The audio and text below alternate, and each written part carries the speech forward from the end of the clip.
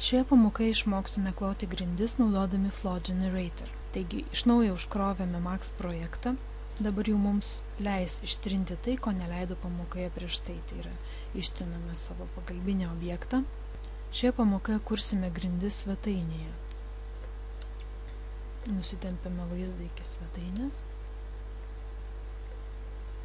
Kaip matote, čia yra parketas. Parketų ir taip pat plytelėms ir kitokioms grindims braižyti labai patogus įrankis yra Flow Generator. Tai yra papildomas įskiepis, todėl jį reikia parsisiųsti. Taigi jums reikia nueiti į puslapį cgsource.com, kurio nuorodą rasite šios pamokos apraše, ir parsisiųsti nemokamai Flow Generator ir Multimap Texture. Taigi štai iš šio puslapio reikia parsisiųsti Multimap Texture ir Flow Generator, tačiau jums teks prisiregistruoti. Kai tik prisiregistruosite, galėsite nemokamai parsisiųsti Multi-Texture Map ir Flow Generator. Taigi parsisiuntę Flow Generator, pirmiausia jį reikia įdiegti. Tam, kad veiktų mūsų Flow Generator ir Multimap Texture, juos reikia įdėti į specialius segtuvus Max programoje. Tai pirmiausia reikia susirasti Maxo programos reikiamus segtukus. Spaudžiame Start, Computer, Disk C, Program Files, Autodesk, 3D Max Design, kokia jūsų versija bebūtų, ant tos ir spaudžiate. Ir čia yra segtuvas Scripts. Kaip matote, jau šiame segtuve aš esu įdėjus Flow Generator version, o jūs parsisiuntę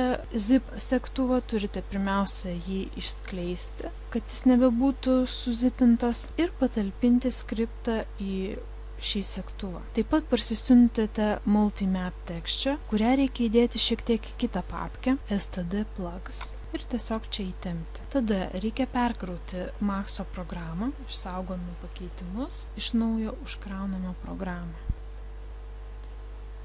Užsikrauname savo projektą ir dabar pasirenkame Max Strip, Run Script, pasirenkam Flow Generator ir atsidaro Flow Generator skriptas. Pasitimkime vaizdą į šoną šiek tiek ir nusipieškime paprastą plokštumą su plane įrankiu. Kad būtų mažiau segmentų ir geriau viskas matytųsi, pasidarykime segmentus po vieną. Kaip matote, man visus pastarosius objektus kuria baltos spalvos, kuri modeliavimui yra nepatogi, nes kraštinės taip pat yra žymimos baltais. Taip yra todėl, kad nueisime į Manage Layer sluoksnį, pamatysim, kad grindų dangų sluoksniui yra priskirta balta spalva. Kadangi mes braižome by layer režimu, tai visi mūsų šios sluoksnio objektai dėl to ir braižomi baltai. Taigi paspaudžiame ant spalvos ir pasirenkame bet kurią kitą spalvą. Aš pasirinksiu mėlyną, jūs taip pat galite rinktis kokią nori, tačiau nepatarčiau rinktis raudonos, kadangi subrėžimuose, tokiuose kaip vertexai, edges ir polygon, viskas ten žymima yra raudonai, tad ši spalva taip pat nėra paranki objektams. Spaudžiame OK, uždarome sluoksnių langą. Taigi, mūsų Flow Generator langą sudaro tam tikros skiltis. Pirmoji skiltis Size reguliuoja pačius pagrindinius nustatymus. Kad tai pamatytumėm, pirmiausia spauskime Create, esant pažymėtai mūsų plokštumai, ir kaip matote, sukuriamas iš karto objektas. Tačiau objektas sukuriamas ne būtent ant pažymėto objekto, yra sukuriama jam skirta kopija. Spauskime W iškviesti Move įrankį ir pastumkime mūsų objektą. Kaip matote, sukurta kopija. Grįžkime prie mūsų grindų. Segmentas iš karto yra suskirstomas į lentas pagal čia esančius pirminius nustatymus, tai yra ilgis metras ir plotis 7 cm. Gap length, tai reiškia tarpas tarp lentų, yra 0,2 mm ir 2 mm pločio. Dabar šitos L raidelės iš tikrųjų yra užraktai, kurie mums įgalina prieiti prie juodai pažymėtų verčių, kurios neatrakinus nėra prieinamos. Taigi, kaip matote, ilgis turi maksimumo vertę ir minimumo vertę. Tačiau tai galima pakeisti. Atrakinkime šias spinelės ir, tarkim, minimumo vertę pakeiskime į kokius 500, o minimumo pločio vertę į 30. Ir kaip matote, kol kas niekas nesikeičia. Taip yra todėl, kad mums reikia paspausti update ir štai matote, atsirado pokyčiai. Taip pat, kad nereikėtų nuolat spaudinėti update mygtuko, įspauskime mygtuką interactive update ir tokiu būdu visada matysime pakeitimus. Taigi, suteikime minimumo ir maksimumo vertes ir iškart pasikeitė mūsų parketo vaizdas, tai yra atsirado įvairių ilgių lentos ir įvairių pločių lentos. Taip pat yra čia skilti spread, kuria reguliuojasi nuo 0 iki vieneto ir pabandykim paspaudinėti. Kaip matote, tai keičia mūsų kūriamo grindų rašto išsidėstymo vietą. Taigi pasirenkate, kurią norite, užrakinkime mūsų vertis. Dabar keliaujame į kitą skiltį, tai yra general, kuri galioja bendrai visoms grindims. Čia yra scale, tai tiesiog keičiasi dydis mūsų nustatymų. Direction keičiasi kryptis. Pabandykime pakeisti. Matote, kaip keičiasi posūkio kampas. Kitas parametras yra offset x ir offset y. Jeigu žiūrėsi dabar į šį kampą ir mes keisime offset x, kaip matote, tolsta štai ši linija tolyn. Taigi mes su šiuo offset galime reguliuoti, kurioje vietoje atsidurs mūsų lentos ir jų sudūrimai. Tas pats reguliuojama ir offset y, tik tai jau stumėsi eilės. Gražinkime į 0. Seed keičia išsidėstymą. Seed yra daugiau susijęs su medžiagiškumu ir čia mes šį parametrą panagrinėsim prie multitexture. Ir dabar offset 20%. Pabandykime pakeisti, pavyzdžiui 2. Kaip matot, row offset reguliuoja, kur kitoje eilėje atsiduria lentų sudūrimas. Čia šiuo atveju kas 2%. Jeigu padarysime 30%, tarpas tarp šių atstumų skirtingose eilėse padidėja. Taip pat yra skiltis extrude, bevel ir weld.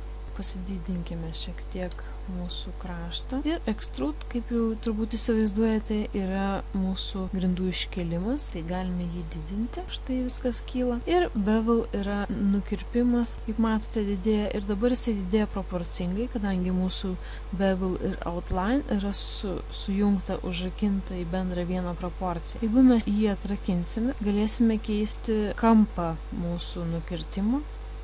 Kaip matote, štai keičiasi kampas kartu ir didėjant. Jeigu spaudžiame outline, kampas keičiasi šiek tiek kitų būdų. Grįžkime prie 0,2, užrakiname. Ir yra mūsų kitas skiltis variation per board. Čia jau reguliuoja parametrus kiekvienos lentelės. Ir čia yra nuostabus parametras tilt, su kurio pagalba galima sukurti senesnio tipo grindų imitaciją. Padarykime čia 10. Kaip matote, vietomis grindys iškyla. Ir dabar panagrinėkime kitus parametrus. Tam, kad mes gerai matytumėm, kas vyksta, turim šiek tiek sumažinti mūsų dydžius. Padarykime length 50 maksimum, minimum 20, width 70-20 tinka. Ir padidinkime tarpus tarp lentų, bent jau po 5 cm.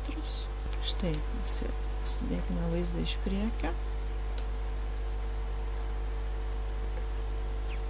Ir dabar pakeiskime parametrą rotate, pavyzdžiui 30%. Kaip matote, kiekvienas segmentas išsikraipė jo kampas. Ir taip pat dabar galim žaisti su offset x ir y. Ir čia įvedame 50. Ir kaip matot, pasikeičia tarpai tarp eilių ir plytelių x atžvilgių. Ir taip pat pakeitėm ir x ir y atžvilgių. Ir šiek tiek mūsų segmentai išsivaikšto ir nebėra lygiai tikslio vienoje eilėje. Ir čia taip pat yra minimum maksimum value, su kuriais taip pat galite pažaisti. Na ir spread keičiant galima keisti tiesiog piešinio vaizdavimo variantus. Ir dabar nusibrėžkime kitą formą. Einame į shapes ir pasirenkame star. Ir spaudžiame create, kaip matote, sukuriama žvaigždė pagal paskutinius pasirinktus parametrus. Ir mes čia juos greitai pakeiskime. Gražinkime 0,2, 0,2 ir pasirinkime čia vėl metrą. Taigi, kaip matote, vaizdas pasikeitė. Dabar vėl grįžkime prie savo ankstesnio projekto. Jį pažymėjome, tačiau matote, kad visai ne šitos plokštumos mes matome skaičius ir vertes, todėl reikia spausti fetch settings ir štai jau dabar yra šitos plokštumos. Taigi, dirbant ir vaikštant su skirtingomis plokštumomis,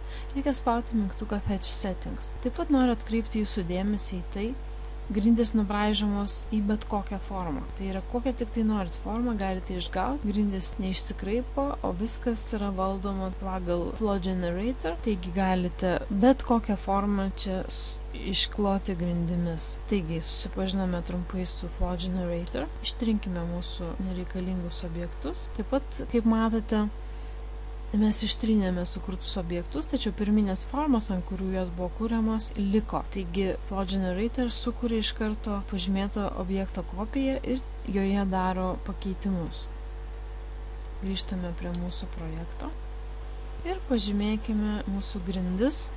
Štai įsitikiname, kad pažymėtos grindys, kad rašo grindys svetainės ir pakeiskime mūsų nustatymus. Mūsų grindys bus vienodų lentų ilgių, todėl rašykime 590 į ilgio parametrą, užrakiname ir pločio 68 ir taip pat užrakiname. Tarpas tarp lentučių bus irgi 0,2, rotation nebus, čia viską grąžiname į nulius.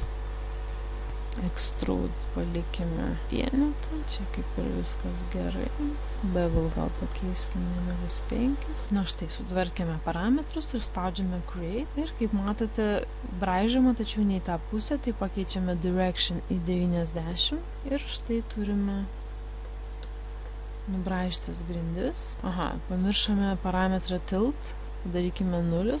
Ir štai turime tvarkingas, gražias grindis.